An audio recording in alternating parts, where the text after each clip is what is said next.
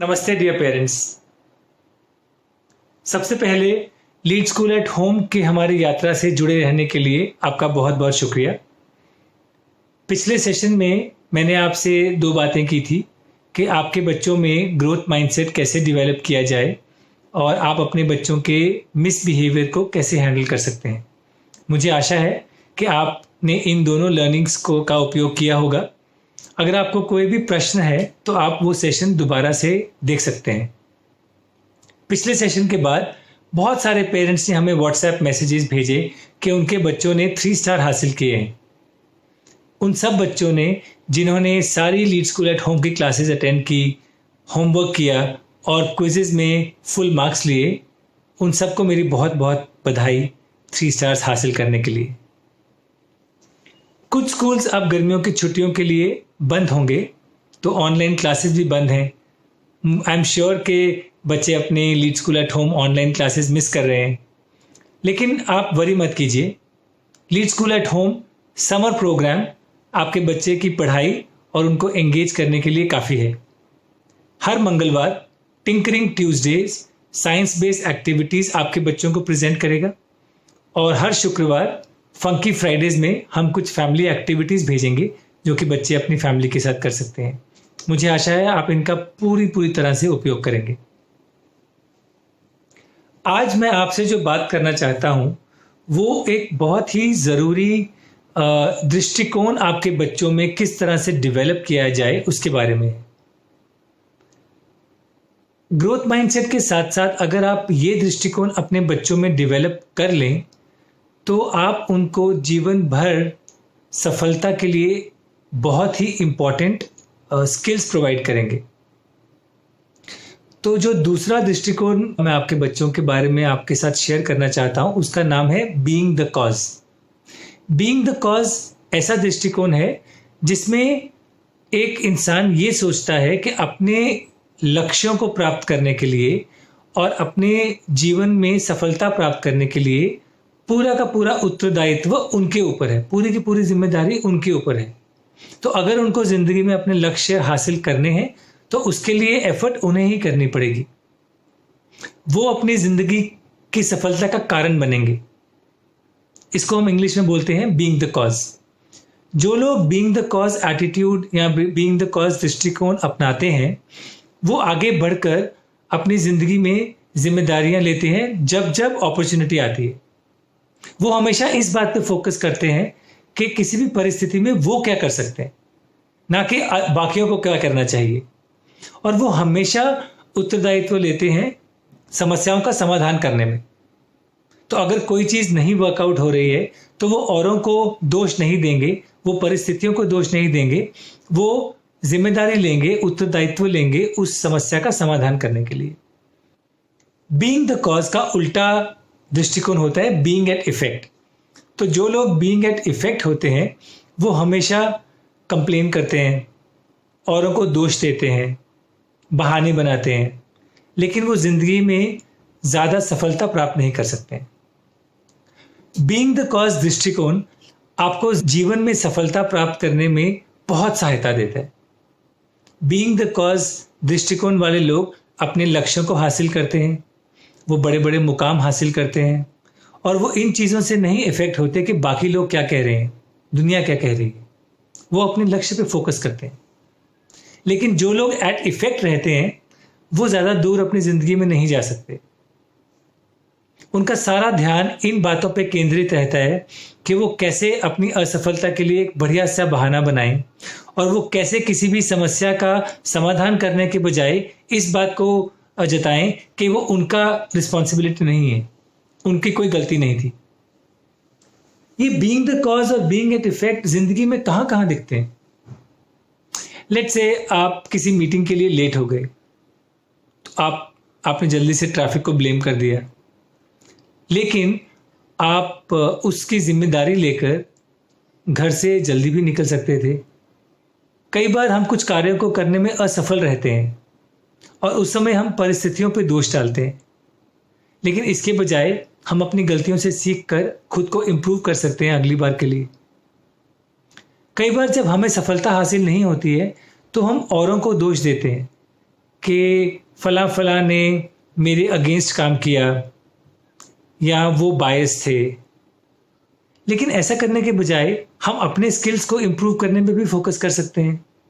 तो आप देख सकते हैं कि अगर हम खुद को इम्प्रूव करने में फोकस करें, हम इस बात पे फोकस करें कि हम क्या कर सकते हैं, हम ऑलवेज ज़्यादा सक्सेसफुल होंगे। तो प्रश्न ये उठता है कि हम अपने बच्चों में ये बीइंग द कॉज का दृष्टिकोण कैसे डेवलप करें।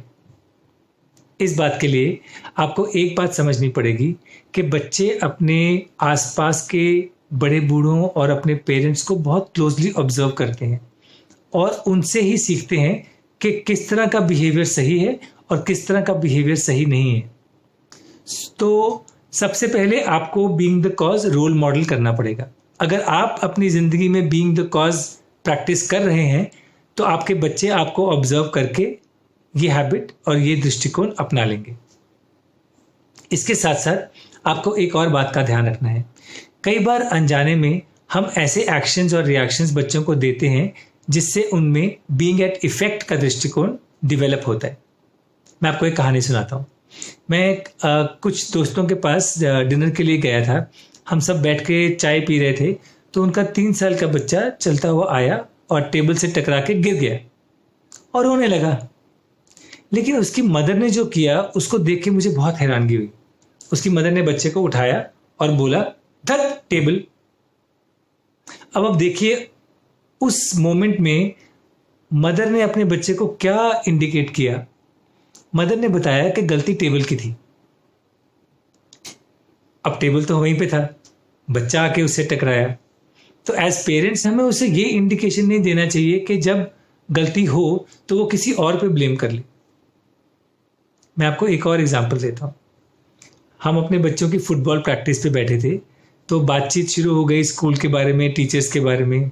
तो एक मदर बोल रहे थे कि मेरा बच्चा मैथ को हेट करना शुरू हो गया बिकॉज उसकी टीचर अच्छी नहीं है। तो मैंने पूछा क्या हुआ। तो उन्होंने बोला कि उनका बेटा उन्हें बोल रहा था कि उसकी टीचर ने उसे डांट दिया तो अब उसे मैथ में मेहनत करने का बिल्कुल दिल नहीं करता। और उन्होंने भी अपने बच्चे को बोला कि तू फिक्र मत कर, मैं जाके स्कूल में कंप्लेंट करूंगी। अब इससे क्या इंडिकेट हुआ, बच्चे को लगा कि गलती तो टीचर की है, तो अगर मुझे मैथ पसंद नहीं है तो वो टीचर की गलती है। अगर मैं उस माँ की जगह होता तो मैं डेफिनेटली पहले तो बच्चे से ये बात करता कि ठीक है, आई अंडरस्टैंड कि तेरे को बुरा लगा, बट मुझे ये बताओ कि क्लास में ध्यान ना देना ठीक बात है या नहीं।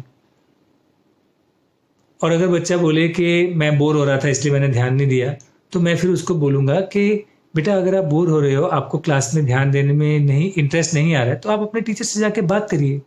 इस तरह से वो उस सिचुएशन और उस परिस्थिति के लिए जिम्मेदारी लेगा। और अगर उसके बाद भी चीज़ इम्प्रूव नहीं हो तो मैं अलग से जाके टीचर से बात करूँगी, ना कि अपने बच्चे को ये जता के कि टीचर की गलती है।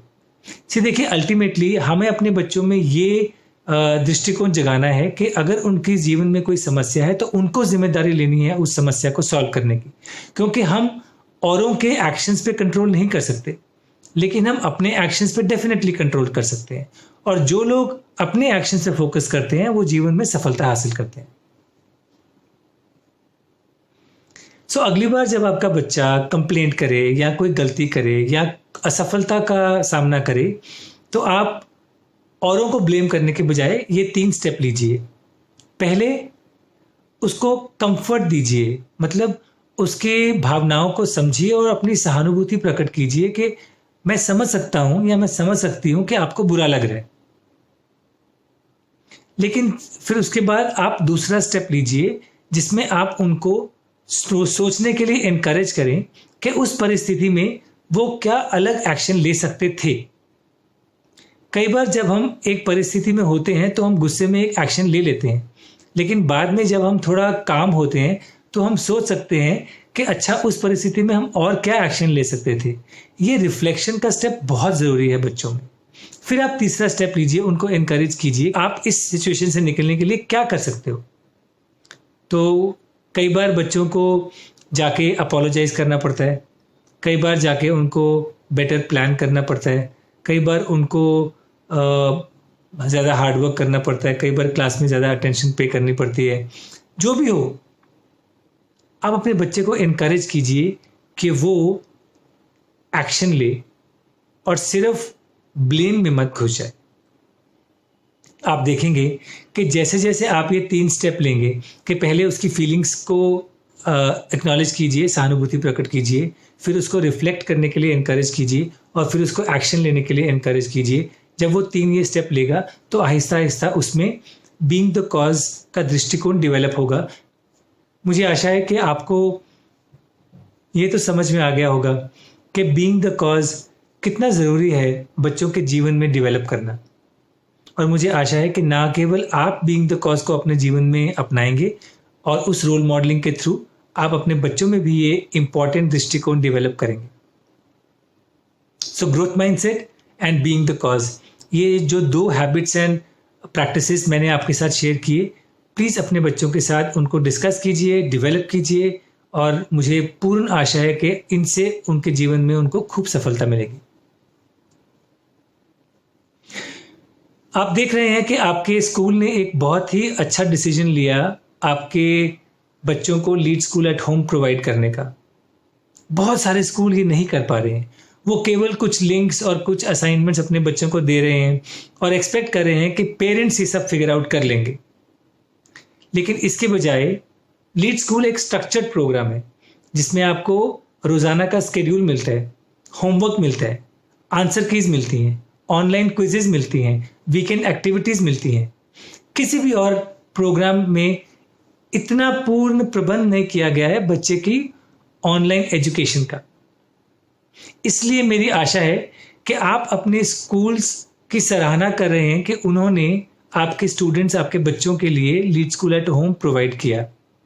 आप एक क्षण के लिए सोचिए और अपने स्कूल मैनेजमेंट से पूछिए कि वो कैसे मैनेज कर पा रहे हैं इतने टफ सर्कमस्टांसिस में, बिकॉज परिस्थितियां कठिन हैं, इसके बावजूद आपका स्कूल आपके बच्चों को अच्छी एजुकेशन प्रोवाइड कर रहा है। तो ऐसी परिस्थितियों में बहुत ज़रूरी है कि पेरेंट्स अपने स्कूल्स को सपोर्ट करें ताकि स्कूल्स उनके बच्चों को अच्छी एजुकेशन प्रोवाइड करना जारी रख सकें। इसके साथ ही मैं आपसे विदा लेता हूँ। जैसे जैसे भारत आहिस्ता आहिस्ता लॉकडाउन से बाहर आएगा, आपको ये 3 प्रिकॉशंस हमेशा लेने हैं जब आप घर से बाहर निकलें, जब आपके बच्चे घर से बाहर निकलें। एक, मास्क हमेशा पहनिए। दूसरा, सोशल डिस्टेंसिंग मेंटेन करिए। और तीसरा, अपने हाथ और बाजुएं साबुन और पानी से अच्छी तरह धोइए। धन्यवाद एंड ऑल द बेस्ट।